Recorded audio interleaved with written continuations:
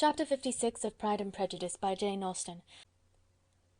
One morning, about a week after Bingley's engagement with Jane had been formed, as he and the females of the family were sitting together in the dining-room, their attention was suddenly drawn to the window by the sound of a carriage, and they perceived a chaise and four driving up the lawn.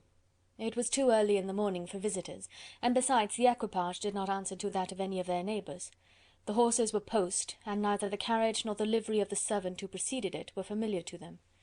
As it was certain, however, that somebody was coming, Bingley instantly prevailed on Miss Bennet to avoid the confinement of such an intrusion, and walk away with him into the shrubbery. They both set off, and the conjectures of the remaining three continued, though with little satisfaction, till the door was thrown open, and their visitor entered. It was Lady Catherine de Bourgh. They were, of course, all intending to be surprised, but their astonishment was beyond their expectation, and on the part of Mrs. Bennet and Kitty, though she was perfectly unknown to them, even inferior to what Elizabeth felt. She entered the room with an air more than usually ungracious, made no other reply to Elizabeth's salutation than a slight inclination of the head, and sat down without saying a word. Elizabeth had mentioned her name to her mother on her ladyship's entrance, though no request of introduction had been made. Mrs. Bennet, all amazement, though flattered by having a guest of such high importance, received her with the utmost politeness. After sitting for a moment in silence, she said very stiffly to Elizabeth, "I hope you are well, Miss Bennet. That lady, I suppose, is your mother?" Elizabeth replied very concisely that she was. "And that, I suppose, is one of your sisters?" "Yes, madam," said Mrs. Bennet, delighted to speak to a Lady Catherine. "She is my youngest girl but one. My youngest of all is lately married, and my eldest is somewhere about the grounds, walking with a young man who, I believe, will soon become a part of the family." "You have a very small park here," returned Lady Catherine after a short silence. "It is nothing in comparison of Rosings, my lady, I dare say, but I assure you it is much larger than Sir William Lucas's." "This must be a most inconvenient sitting-room for the evening, in summer. The windows are full west." Mrs. Bennet assured her that they never sat there after dinner, and then added, "May I take the liberty of asking your ladyship whether you left Mr. and Mrs. Collins well?" "Yes, very well. I saw them the night before last." Elizabeth now expected that she would produce a letter for her from Charlotte, as it seemed the only probable motive for her calling, but no letter appeared, and she was completely puzzled. Mrs. Bennet, with great civility, begged her ladyship to take some refreshment, but Lady Catherine very resolutely, and not very politely, declined eating anything, and then, rising up, said to Elizabeth, "Miss Bennet, there seemed to be a prettyish kind of a little wilderness on one side of your lawn. I should be glad to take a turn in it, if you will favour me with your company." "Go, my dear," cried her mother, "and show her ladyship about the different walks. I think she will be pleased with the hermitage." Elizabeth obeyed, and running into her own room for her parasol, attended her noble guest downstairs. As they passed through the hall, Lady Catherine opened the doors into the dining parlour and drawing-room, and pronouncing them, after a short survey, to be decent-looking rooms, walked on. Her carriage remained at the door, and Elizabeth saw that her waiting-woman was in it. They proceeded in silence along the gravel walk that led to the copse. Elizabeth was determined to make no effort for conversation with the woman who was now more than usually insolent and disagreeable. "How could I ever think her like her nephew?" said she, as she looked her in her face. As soon as they entered the copse, Lady Catherine began in the following manner. "You can be at no loss, Miss Bennet, to understand the reason of my journey hither. Your own heart, your own conscience must tell you why I come." Elizabeth looked with unaffected astonishment. "Indeed you are mistaken, madam. I have not been at all able to account for the honour of seeing you here." "Miss Bennet," replied her ladyship in an angry tone, "you ought to know that I am not to be trifled with. But however insincere you may choose to be, you shall not find me so. My character has ever been celebrated for its sincerity and frankness, and in a cause of such moment as this, I shall certainly not depart from it. A report of a most alarming nature reached me 2 days ago. I was told that not only your sister was on the point of being most advantageously married, but that you, Miss Elizabeth Bennet, would, in all likelihood, be soon afterwards united to my nephew, my own nephew, Mr. Darcy. Though I know it must be a scandalous falsehood, though I would not injure him so much as to suppose the truth of it possible, I instantly resolved on setting off for this place, that I might make my sentiments known to you." "If you believed it impossible to be true," said Elizabeth, colouring with astonishment and disdain, "I wonder you took the trouble of coming so far. What could your ladyship propose by it?"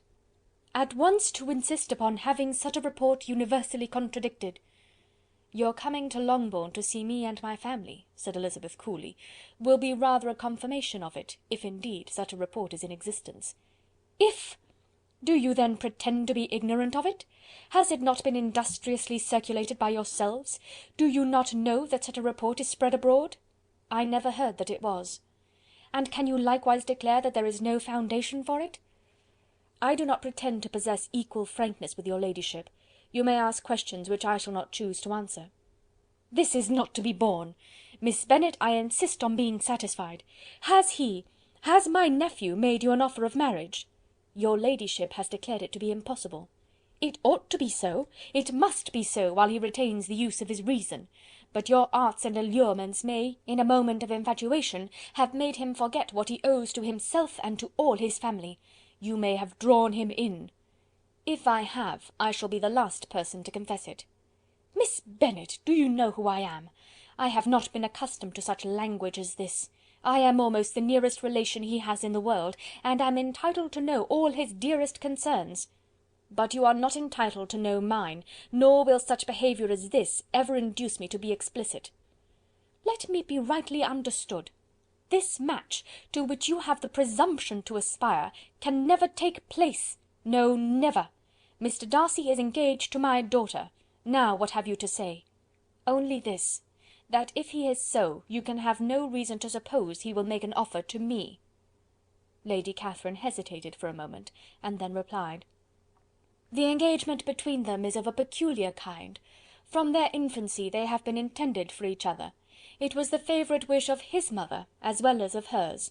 While in their cradles we planned the union, and now, at the moment when the wishes of both sisters would be accomplished in their marriage, to be prevented by a young woman of inferior birth, of no importance in the world, and wholly unallied to the family. Do you pay no regard to the wishes of his friends, to his tacit engagement with Miss de Bourgh? Are you lost to every feeling of propriety and delicacy? Have you not heard me say that from his earliest hours he was destined for his cousin?" "Yes, and I had heard it before, but what is that to me? If there is no other objection to my marrying your nephew, I shall certainly not be kept from it by knowing that his mother and aunt wished him to marry Miss de Bourgh. You both did as much as you could in planning the marriage. Its completion depended on others. If Mr. Darcy is neither by honour nor inclination confined to his cousin, why is not he to make another choice? And if I am that choice, why may not I accept him?" "Because honour, decorum, prudence, nay, interest, forbid it. Yes, Miss Bennet, interest. For do not expect to be noticed by his family or friends if you wilfully act against the inclinations of all. You will be censured, slighted, and despised by every one connected with him. Your alliance will be a disgrace. Your name will never even be mentioned by any of us."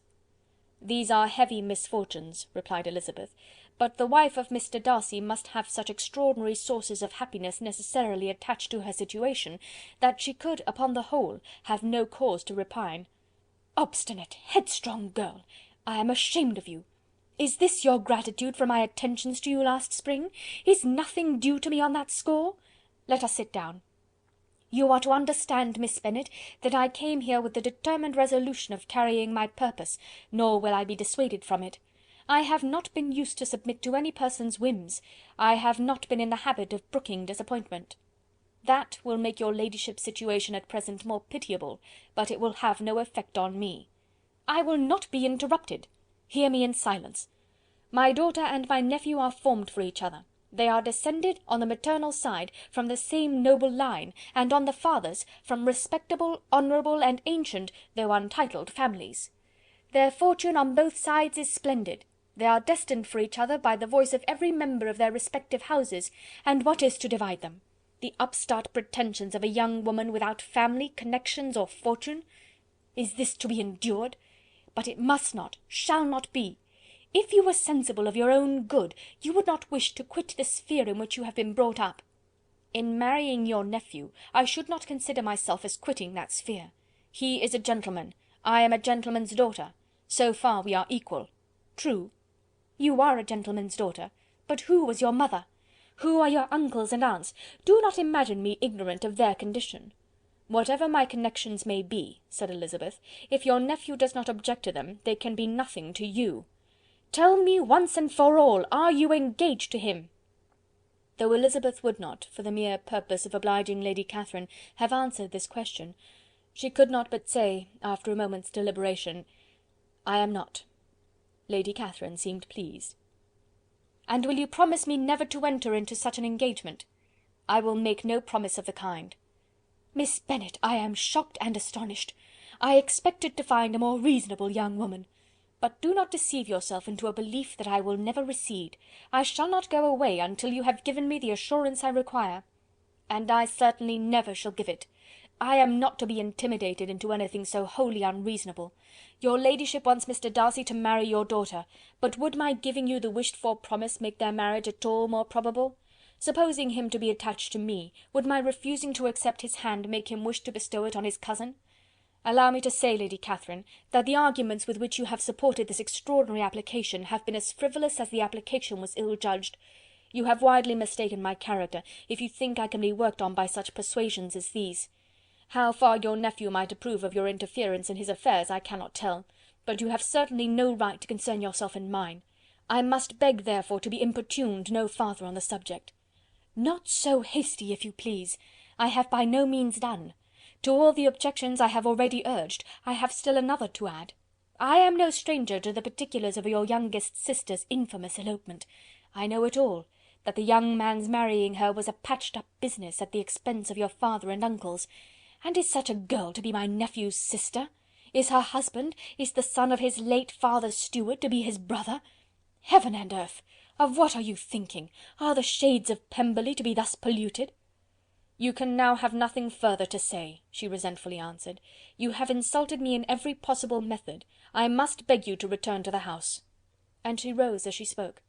Lady Catherine rose also, and they turned back. Her ladyship was highly incensed. "You have no regard, then, for the honour and credit of my nephew. Unfeeling, selfish girl! Do you not consider that a connection with you must disgrace him in the eyes of everybody?" "Lady Catherine, I have nothing further to say. You know my sentiments." "You are then resolved to have him?" "I have said no such thing. I am only resolved to act in that manner which will, in my own opinion, constitute my happiness, without reference to you, or to any person so wholly unconnected with me." "It is well. You refuse, then, to oblige me. You refuse to obey the claims of duty, honour, and gratitude. You are determined to ruin him in the opinion of all his friends, and make him the contempt of the world."